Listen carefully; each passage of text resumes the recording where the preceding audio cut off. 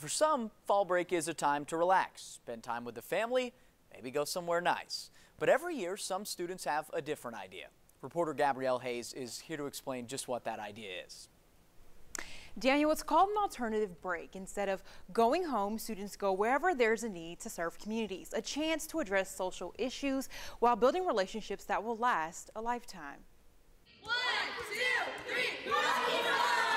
Alternative breaks for me have been some of the most personal growth I've experienced in college. Each trip was a chance to tackle an issue that affects people's lives. We decided to focus on housing affordability because there's a huge affordable housing crisis in Nashville. Or to fill a need. So the theme of our trip is adaptive sports, and what that means is people with mental, physical, and emotional disabilities actually get to be active. The students say the experience fueled their passion for serving, something that's also a priority for organizations right here in Knoxville. Just couldn't afford to do what we do without our wonderful volunteers. The Knoxville Area Rescue Ministry is one org that says it's heavily supported by volunteers. We are blessed with the volunteers that we have, but we can always use more.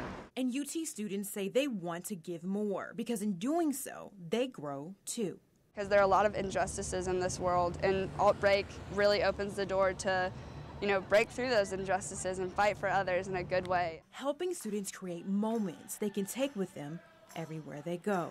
It's a great way to meet people from all across campus. It's a great way to learn more about a new city, and it's a great way to do something bigger than yourself. And it doesn't stop with their trips. Everything they learn in those places they bring back to better serve the Knoxville community too. Daniel?